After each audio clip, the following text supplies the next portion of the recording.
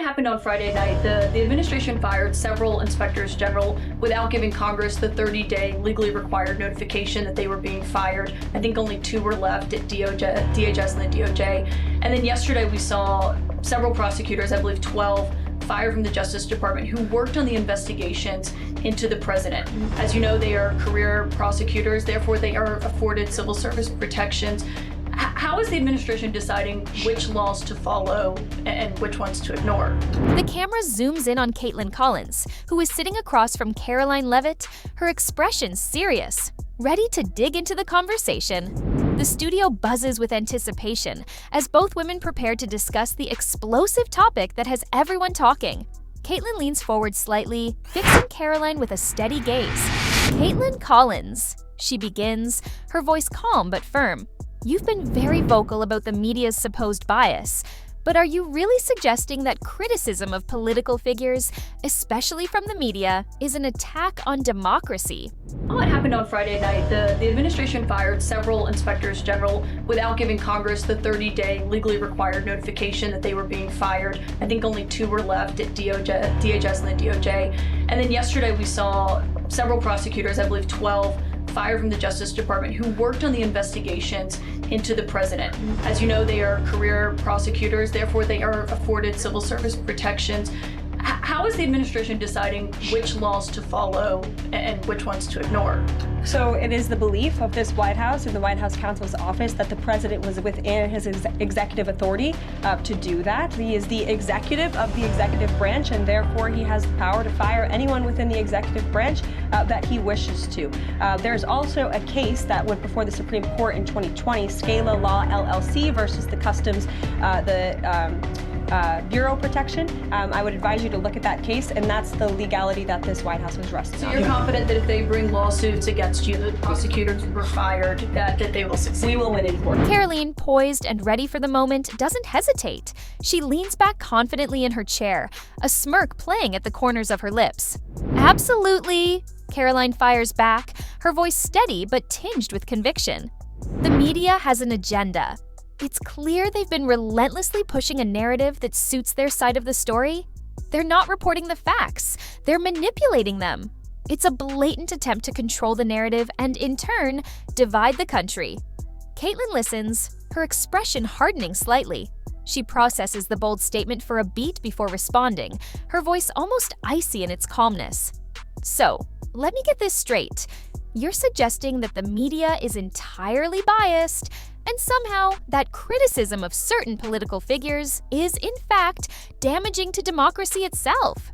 Karoline's eyes narrow, her voice rising slightly with the intensity of her argument. Exactly. Look at how the media twisted things during the last election. The constant smearing, the manipulation of facts. It created a hostile environment. They've turned journalists into agents of division. Kaitlan's eyes flash with a mix of disbelief and determination. She leans in a little closer, her tone sharpening. Hold on, Karoline. You do realize that you're speaking to the very media you're accusing of being biased, right? The same reporters you're saying are fueling this division are the ones you're now debating with. And when you make sweeping accusations like that, don't you think it only adds fuel to the fire of polarization? Karoline's smile falters, just for a moment, but she quickly recovers, her voice now carrying a hint of defensiveness. I'm not saying all journalists are bad, but the system is broken. We need more balance. The mainstream media has been complicit in feeding this narrative that pits Americans against each other. Kaitlan's face softens ever so slightly, but her eyes remain piercing. But here's the thing, Karoline. You're here, right now, speaking your mind. That's a freedom you have because of the very media you're criticizing.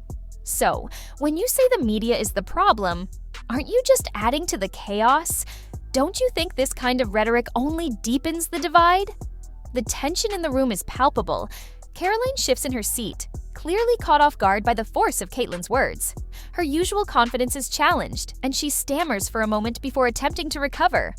Well, I think people just need to wake up to the reality of the situation. Karoline starts, but Kaitlan cuts in, her voice smooth but unwavering. You want to fix the divide?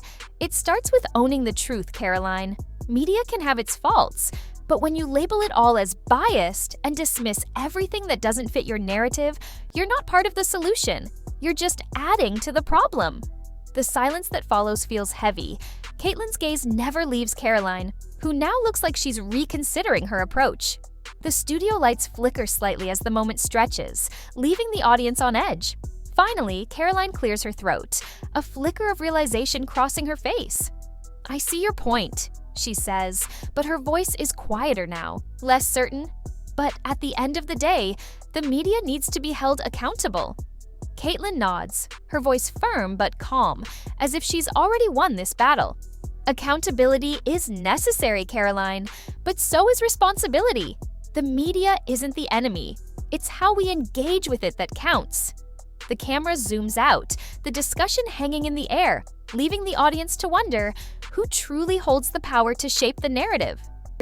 It was the executive order that the president signed. There's also a freeze on hiring, as you know, a regulatory freeze, and there's also a freeze on foreign aid. And this is, again, incredibly important to ensure that this administration is taking into consideration how hard the American people are working. And their tax dollars actually matter to this administration.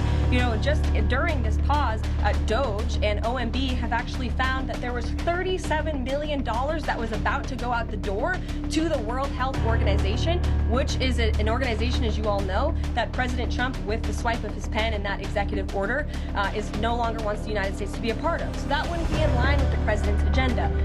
DOGE and OMB also found that there was about to be 50 million taxpayer dollars that went out the door to fund condoms in Gaza. That is a preposterous waste of taxpayer money. So that's what this pause is focused on, being good stewards of tax dollars. Oh, this is priceless. The press is offended that Trump wants to replace people who were hired for diversity quotas instead of, actually being qualified. Karoline shuts it down. Jobs should go to the best people, period. Simple, fair, and completely logical. Then the profanity question seriously. With everything going on, they're worried about Trump using a few strong words. Karoline nails it. Trump says what Americans are thinking, and that's exactly why they love him. And the spending, freeze. This one had me laughing. The media is upset that Trump stopped taxpayer money from funding condoms in Gaza. You can't make this up. Karoline drops the facts, and they've got nothing. And now Karoline is about to say something that the woke mainstream media is definitely not going to like. And in keeping with this revolutionary media approach that President Trump deployed during the campaign, the Trump White House will speak to all media outlets and personalities, not just the legacy media who are seated in this room. Because according to recent polling from Gallup, Americans' trust in mass media has fallen to a record low. Millions of Americans, especially young people, have turned from traditional television outlets and newspapers to consume their news from podcasts, blogs, social media, and other independent outlets. It's essential to our team that we share President Trump's message everywhere and adapt this White House to the new media landscape in 2025. We're also opening up this briefing room to new media voices who produce news-related content and whose outlet is not already represented by one of the seats in this room. We welcome independent journalists, podcasters, social media influencers, and content creators to apply for credentials to cover this White House. Karoline just announced they're opening the White House press room to independent journalists and podcasters. Because the mainstream media has lost all credibility, people are ditching the corporate outlets for real news online. And now, these paid-off media folks are finally getting a taste of what it feels like to lose control. Love it if you enjoyed the clip smash, that thumbs up button, subscribe to support the channel, and I'll see you in the next one.